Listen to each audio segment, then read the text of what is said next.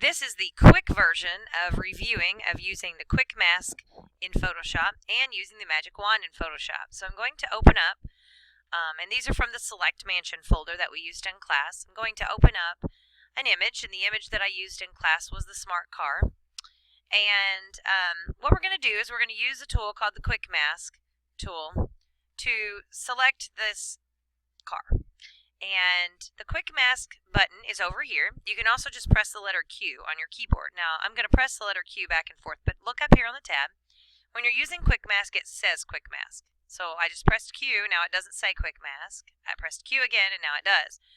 This is important to remember, because sometimes you might accidentally push it and not realize that you're in there, because nothing else visibly changes. The other thing you have to note is that when you're using Quick Mask, you will use it with a paintbrush. Not this one, but the actual brush, and you will use black and white only. Now, if your colors have something else, like instead of black or white or gray or whatever, if you click the little baby squares, that resets your colors, and if you click this, it switches black to white, white to black. You can also press the X key on your keyboard, which is what I'm doing right now, to switch those, and that's a lot faster, okay? So what happens is you take your brush, and I really don't suggest using a really fuzzy brush for these. Now, I don't know that it's great to use a hard brush either. I usually back off somewhere between 50 and 74% or so, but it's totally up to you.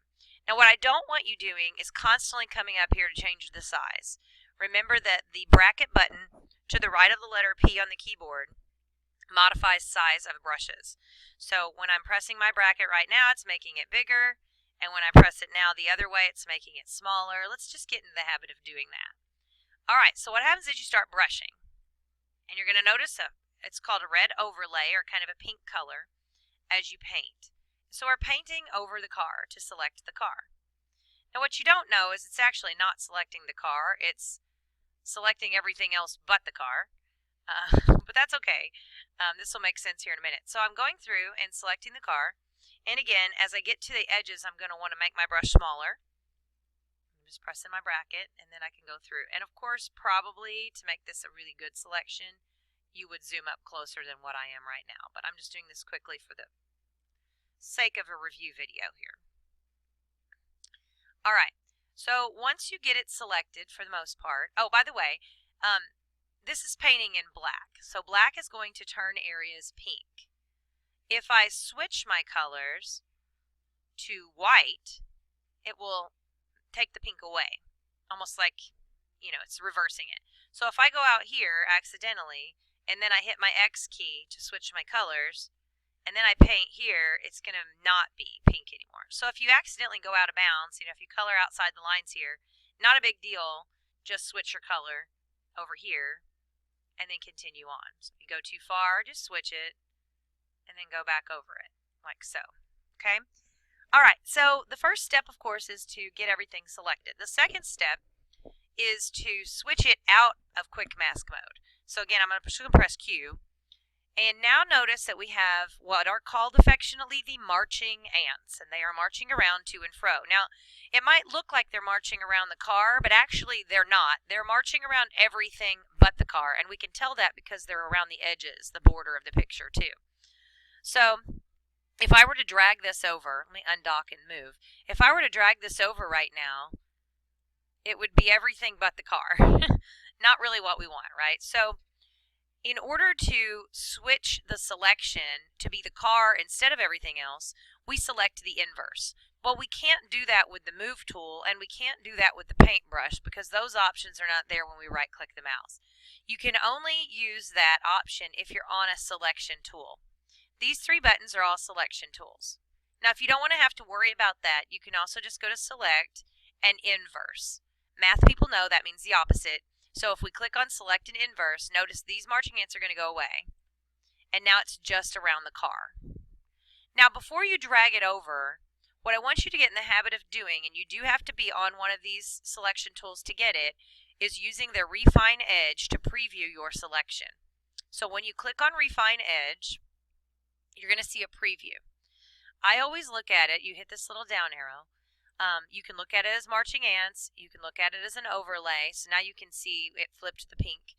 You can look at it on black. You can look at it on white. Now notice here, my car looks a little fuzzy around the edges, and that's because my brush wasn't very hard. So, if you don't like how that looks, you can always go back into quick mask mode, grab your brush, make it harder, and then go back in and touch it up. Now, if I use, at this point, remember, black is going to paint in pink. So if I'm wanting to expand my selection to make it clear, I'm going to paint in white to get out there further. I mean, that's not a huge big deal. If you use the wrong color, you just hit X and switch and try the other. But if you notice your edges are too blurry or too fuzzy, go back with a harder brush. So yeah, long story short here, don't use a soft brush for these selections because you don't want to have a fuzzy car.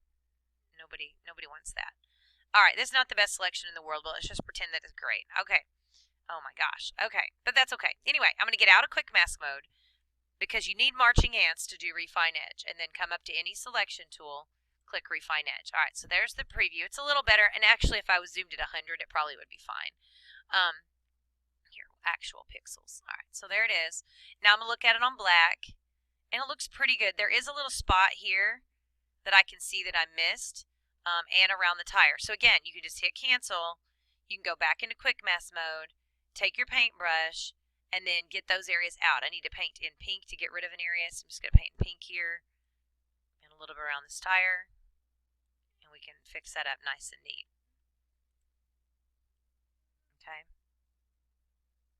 All right.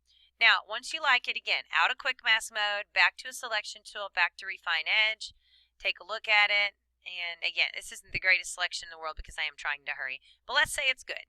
So at this point, we're ready. And we just take our move tool, point to the middle of the car, don't point out here, point to the middle, and then drag it over and position it. Okay, so that's pretty simple. That's how that works. All right, next I'm going to show you how to take something. We're going to use the quick mask, and I'm going to take this chimney, and I'm going to select the chimney. So the chimney is on the background, so I need to click on the background. I'm going to take my brush again, my quick mask brush. I'm going to click on quick mask to enter quick mask mode, and I'm going to start painting here. Now I need black on top because initially we do it this way and then we reverse it. So I'm going to go in here and select what I need. And again, I'm just doing this quick. I would zoom up closer if I was doing this for real to make it look better. But for the sake of this little learning activity and review, I'm not going to do that. All right. And there are, by the way, square brushes too, and sometimes if you're doing something like this, a square brush would be a little easier to deal with. Anyway, so if you're wanting to take something and make a copy of it, we know that we can Alt-drag if something's on its own layer. So if I wanted another car right now, I could Alt-drag that car layer, and I could get another car. But I want another chimney, but my chimney isn't on its own layer. And so therein lies the problem. If I Alt-drag the background layer, I'm going to have two backgrounds, not two chimneys, right? All right, so here's what you do. While you're on that layer and you've selected the item, of course you're going to want to come in and quick mask and refine edge. And before you do that, you're going to want to invert your selection because see, I don't have it inverted, so it turned black. So select inverse. Again, you can right click too. All right, refine edge. See how it looks. This isn't really great, but pretend it's really good. When you hit OK, then in order to make a copy of it, you're simply going to right-click it with a selection tool. So I need to be on one of my selection tools. Right-click it and layer via copy. And I believe this is also under the layer menu, under new, and then layer via copy. All right, now it doesn't look like anything happened, but if you look over here, it says layer 1. That's my chimney, my extra chimney. And then I take my move tool, and if I move it, I'm moving the extra one. I can put it wherever I want it to go. I want it to go there. Okay? So now we have two chimneys. All right, so far so good, right? This isn't too difficult. Let's go ahead and move on to the easy tool for today. If we click and hold this button, this is called the quick selection tool, you're going to find the magic wand tool. And it is pretty magical. It's really used for selecting solid backgrounds. So since my little bear here is on a solid white background, the magic wand is the natural tool for this. The magic wand works as follows. You click on the background, the solid thing, and it will select it based on the tolerance, and that's how picky the wand is.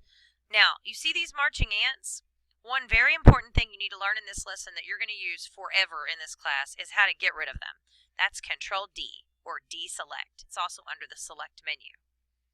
So anytime you have marching ants and you want to get rid of them, you press Control D to deselect. So if I had my tolerance turned up really high, and see this messed up, I clicked on the background but it selected a whole bunch of other stuff, then I can press Control D, turn it down to a lower number, click again and try again. And that looks like it's selected pretty well. Now, I like to keep my wand and all my tools on the second button. It defaults to the first button, which is New Selection, which means if I click again, it Control D's it, and then it makes a new selection. So that's kind of bad, because if you wanted to add to your selection, you really couldn't do that. So I'm going to press Control D. I like to leave it on Add to Selection. So I click here and it selects, and then I need to add in this little piece. So you take the top part of the wand and you click in there while you have this pressed, and you'll notice your wand has a plus sign. So click here. There we go. It's good. Now if I refine edge right now, of course it's going to be black. So I need to flip it. So select the inverse. Again, just outing in the selection here anywhere, right click. Select inverse. Take a look at it under refine edge.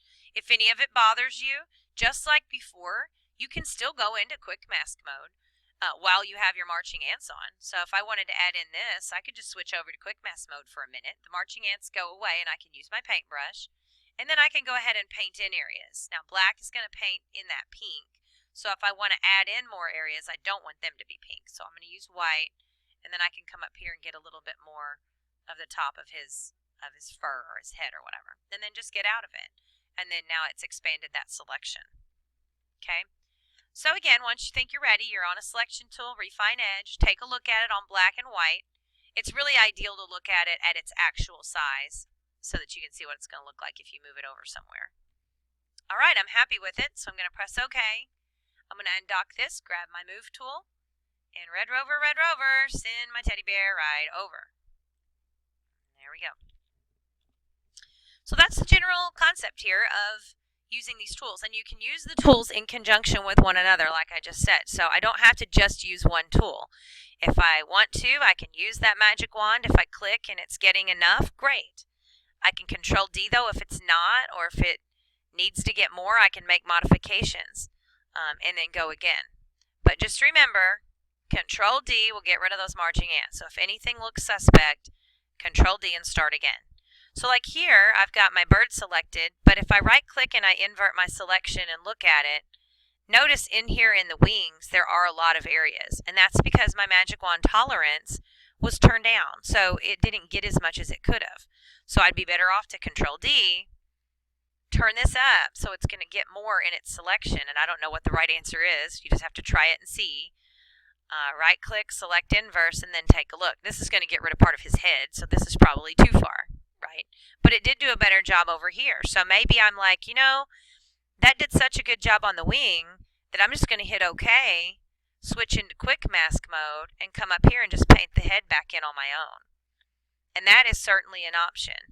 So just remember that you have those options available to you. You don't have to do it all with one tool. You can combine those tools and use them however you need to. And then if you go too far, you just switch your colors and you go back. And then once you're happy with it, get out of quick mask mode. And obviously I'm missing some here, but we'll see what it looks like. Again, you can just go back and forth. So, you know, the thing is people don't really know how much is in your selection and how much isn't because they haven't seen your original picture. So they don't really know, you know, what is and isn't part of the original. So it's really just about you as the designer deciding what looks best. All right, back out here, so I have my selection, and then back to a selection tool so I can refine edge. All right, that looks pretty decent. Usually you'd check it on white also, just to check your dark areas. And then OK, undock, move tool, point in the selection, not out here, or you'll bring the whole picture over. And then bring it in and position it. And don't save your selection. There you go. All right, that's a review of Quick Mask and Magic Wand and how you can use those together in Photoshop. Have fun.